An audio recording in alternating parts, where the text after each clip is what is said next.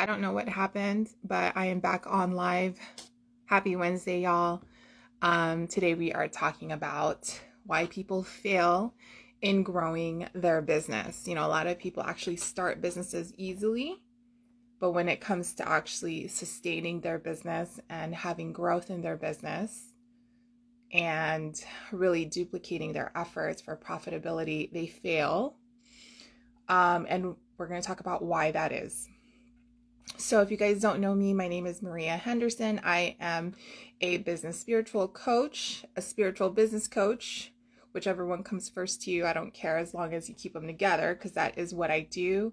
I focus on business profitability, putting in, strategies that work for bringing in clients and having sustainability while also working on your spiritual healing.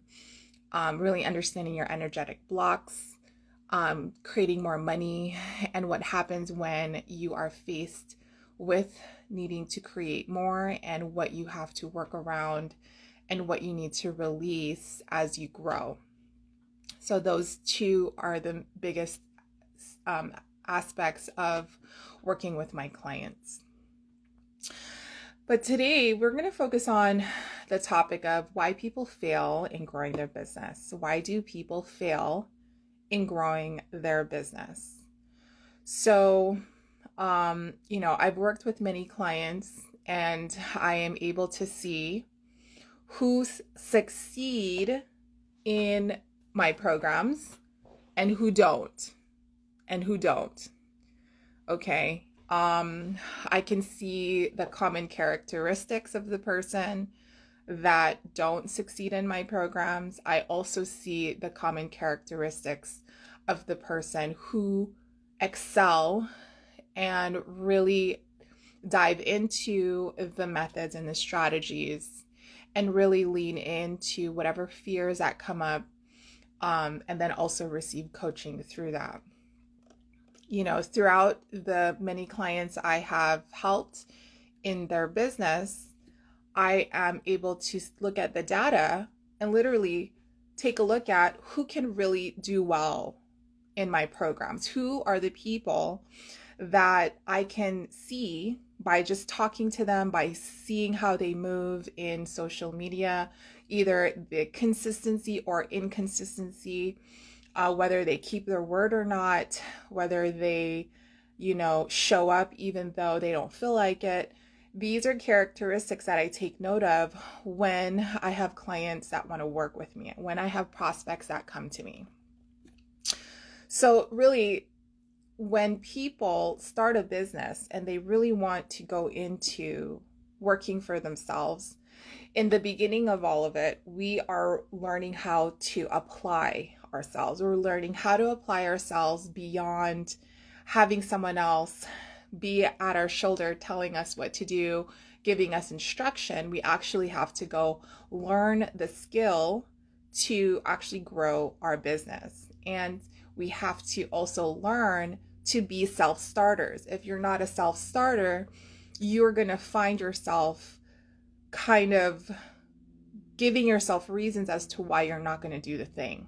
If you're not just an initiator, if you're not that go-getter every single day, if you rely on your negativity or not negativity, but if you rely on your emotions to motivate you to go do the thing, that means your actions are going to be weak. Because if we rely on our emotions are flighty. One day you could feel super on fire. The next day you could be super drained energetically, right? So if we rely on our emotions to actually push us to our goal, we're not going to reach our goal. And that's why they say have a strong why, right? Have a strong why as to why you do the thing, so that when you are faced with not feeling like doing the thing, your why pushes you forward into that thing, pushes you into action. And there's a lot of things to think about when it comes to starting a business. Am I capable of doing the thing? What do I need to learn? What kind of financial investment does this require of me? What kind of time does this take? How quickly can I make money back? That's probably one of the most important things. But most on top of making money back, you want to take a look at what is the strategy I'm going to implement. And a lot of people don't necessarily know the strategy yet. And it's different for each business owner. It's also different for your style. You have a different style of conveying message. You have a different way of communicating. And in that unique style of yours, you get to learn how to show up. You get to learn in your unique you, how do you show up in a way where it's authentic to you. You're not copying somebody else. You're actually sourcing your own power, your own inner person, that beautiful, victorious person inside of you that, I think a lot of people kind of hide. But when you own and run your business, you actually have that opportunity to share it. You have the opportunity to shine light on that inner power. And in that inner power, you attract the people that love and appreciate who you are because of I was literally just taking a break asking myself the strategy question. Yeah. So, the uniqueness that we have, some of us actually own it. Some of us actually are not comfortable with owning it, and then we copy somebody else's ways.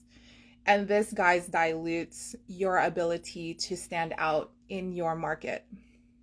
So anybody who feels like, I am too weird to come out with my weirdness, you actually should. And that's probably what's going to catapult you to have success, because you're owning your weirdness, right? Your weirdness is actually the beauty of who you are and how you portray yourself to be different in the marketplace. So it's very important to own that. But back to strategy. So why do people fail? Because people don't follow through with one strategy for a long period of time. That is the only reason why people fail. They will try a strategy for a month and then move on to the next strategy. Or they'll they'll feel like Superwoman or Superman and try to do like 3 strategies at one time, right? Or 2, and then see which one is more successful. But in that, you are diluting your attention, your focus, and it's almost like you're asking the universe to help you, but it doesn't know where to put its energy towards because you have too many things going on. So when a lot of people, even me in the beginning, I wasn't sure. Hey there, how are you? I wasn't sure the strategy I wanted to implement. I didn't know either. There's so many things that people tell us to do. Grow an email list. Grow your Instagram or Facebook. Actually, grow your Facebook group. There's so many. Start a YouTube channel, right? So many little methods. Get on TikTok. So many things you have to do to kind of be on top of everything. There's just so many things. And if you don't know, if you don't have a strong, even person in your corner to kind of help you, you are going to try everything and you're not going to get anywhere. Right? So for me in the beginning, I did try everything. I've even joined so many different programs. None of them worked for me. None of them worked, guys. None of them worked. And the reason why none of them worked, and I'm going to tell you the reason. I'm going to be very vulnerable with you guys as to why it didn't work. It didn't work for me because the moment we had to sell, the moment we came to the part of the program where it's like, all right, Maria, you got to sell, I froze. I'm like, man, I cannot get away from this selling thing. Here we are again with the sales. I got to sell myself, right? And anytime I had to get to that selling point, I was like, out. I knew this wasn't going to work. I knew it. I knew it was going to be hard. I knew it. Right? How many of you guys fear sales? How many of you guys fear sales? Please share with me. Do you guys fear sales, and do you guys feel that way anytime it comes up to the point of going into a program, getting your content creation, creating your program, creating the curriculum, whatever, creating the slides. And then next thing you know, you actually have to sell. When you get to that point, how excited are you? Or how nervous are you? And how much are you willing to actually just go all in? Or are you just going to quit? Well, me, I was like, I'm not doing that. I don't know how to do that. I don't need to do that. These other people don't do it. So why do I? Really, in reality, they are doing it. They just do it more natural. Like there's a natural flow. We don't necessarily know exactly how the pitch is going to happen. It's just somehow we're there in front of them and we're left with a decision to make. Either we buy or we don't, right? We kind of look at them like they're gods, like, oh my God, how did they do that? How can we do that? But here's an opportunity for me to grow, and I didn't take it. Instead, I dipped out. I charged it up to another program that didn't work for me, right? Another thing that failed, and another reason as to why I have to keep working my day job. And at the time, I was working for a business coaching company. Hence why now I'm a business coach. But, when I was working for the business coaching company, I felt a really strong, like there was anger building up inside of me. This anger of, why am I still working for someone else? Like an anger. I was sitting at my desk. I had the department like to the left of me, right? Because I was at a wall. So everyone would be to the left of me, and I would hear them chit-chatting about whatever the fuck I don't give a fuck about. Anger. Like sitting here like angry. Another program failed. My attempt to be an entrepreneur failed. Angry at myself. Angry that I was sitting here living the dream, living my boss's dream, right? I'm literally working for my boss and living out his dream. And I couldn't even do that for myself. So this anger really pushed me to do the scary shit. The anger, the fiery energy.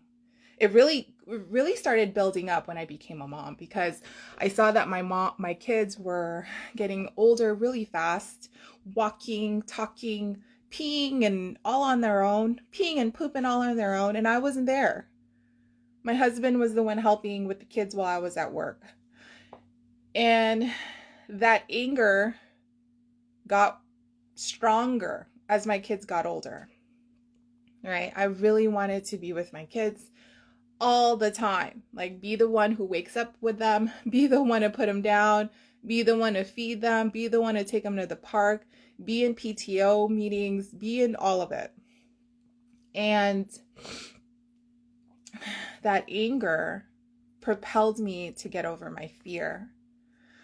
And in that anger, I used it as fuel, right? I used it as fuel to do the hard stuff. So my question to you guys is, what are you using as fuel right now to go do the hard stuff that you feel like you don't want to do, you don't want to overcome because it's too hard? What are you currently using as fuel to get you past that? And if you don't have that yet, if you don't have a tank filled with either love and passion to do the thing you want, or maybe this eagerness to be with family, or this desire to work for yourself and no longer work for fucking somebody else,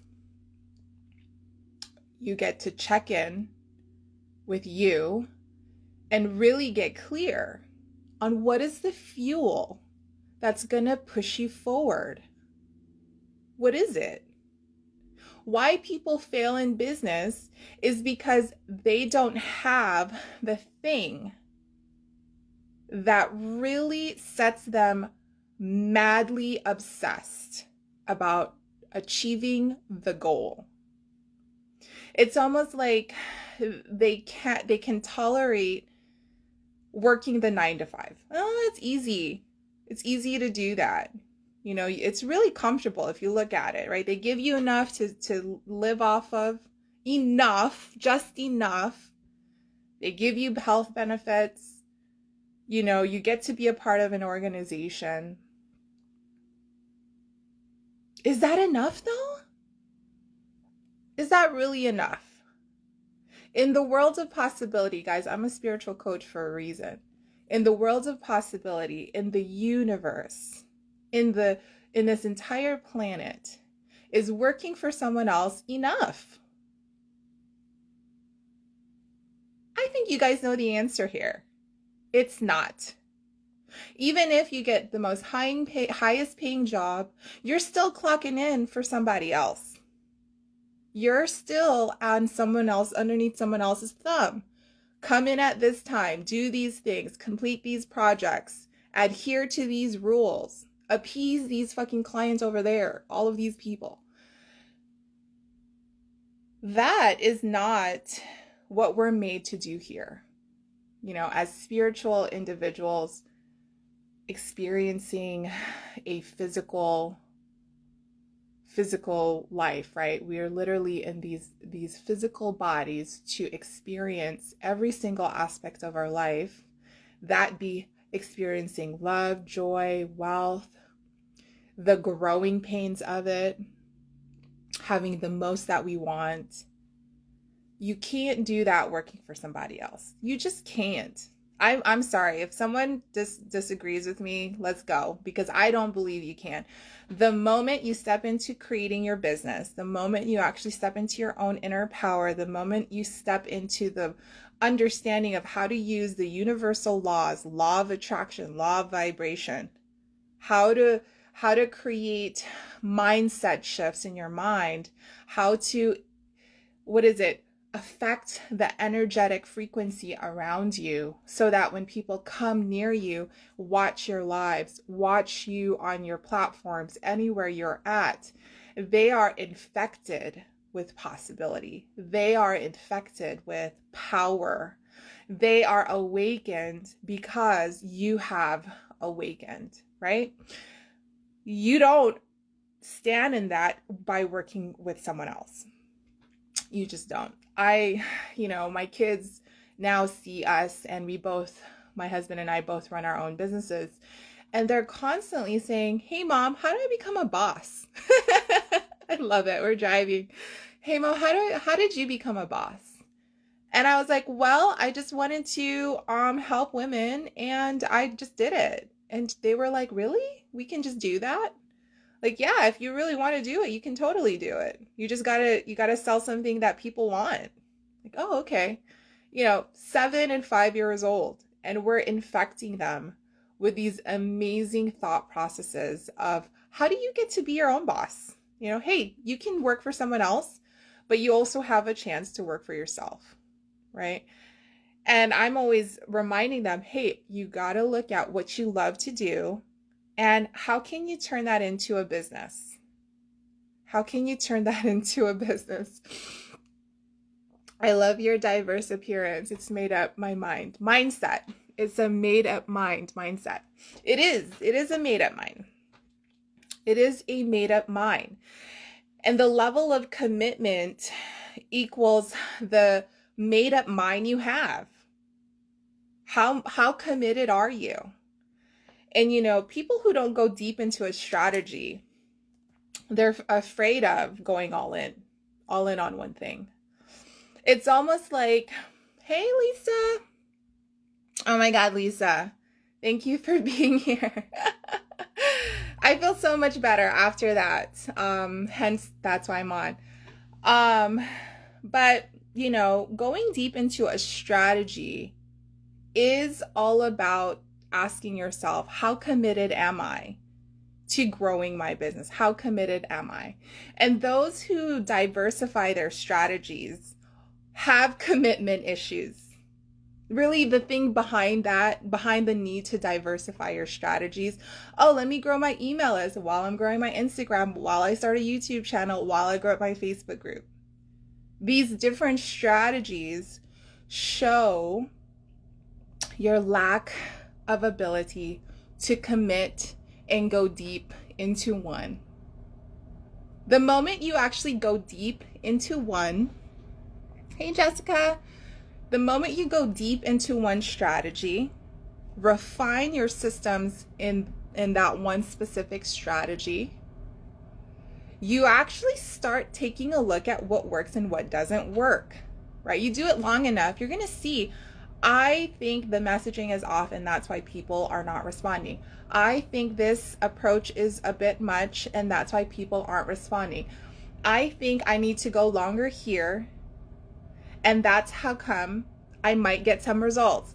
And in this refinement, you actually can take a look at the results, right? Going deep into a strategy is powerful, you guys. Going deep into a strategy.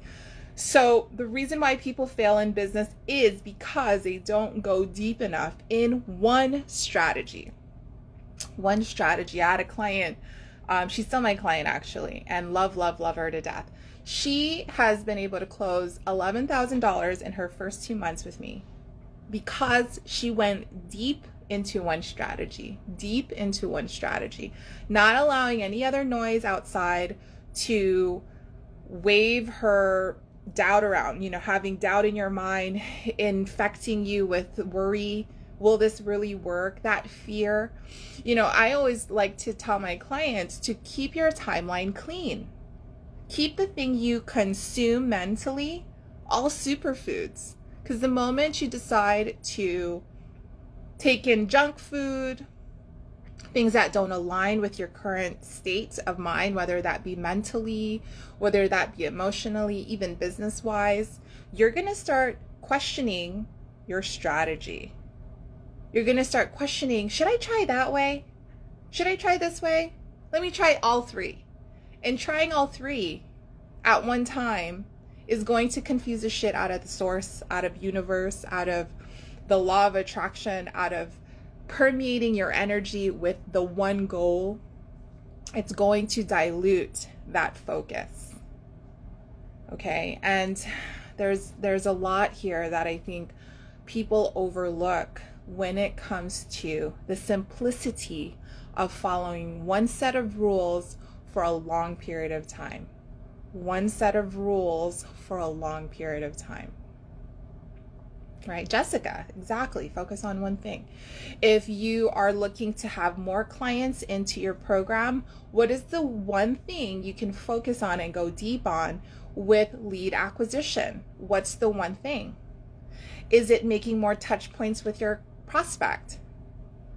Is it having more sales conversations? And how can you get these sales conversations going?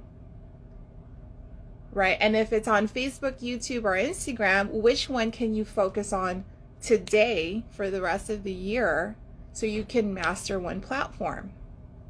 Do you see how just one love, one love really is the money, is where the bag is where the financial wealth comes from. Trying different things all at one time is going to get you confused. You're going to burn out. You're not going to be happy. You're going to be like, what the fuck am I doing? Like, what is this? Why am I wasting time? So, guys, focus on one thing. Decide today what that one thing is. Stick to it at least until the end of the year. It's August. So September, October, November, December, 4 months of going deep into one strategy and see what kind of results you can actually have. See what kind of results you can actually have. Okay? All right, you guys, that is it. I just wanted to jump on here and connect with you guys, send some love, profits, and wealth your way. And let me know if you guys need any support, or if you want to know what that one thing should be. Let me know. I can definitely support you in understanding what that looks like for each individual business, what kind of structure you currently have, and what is best for your structure, your current lifestyle, even your clientele. Thank you for those hearts. Love those hearts. All right, guys. Have a great day and talk to you guys soon.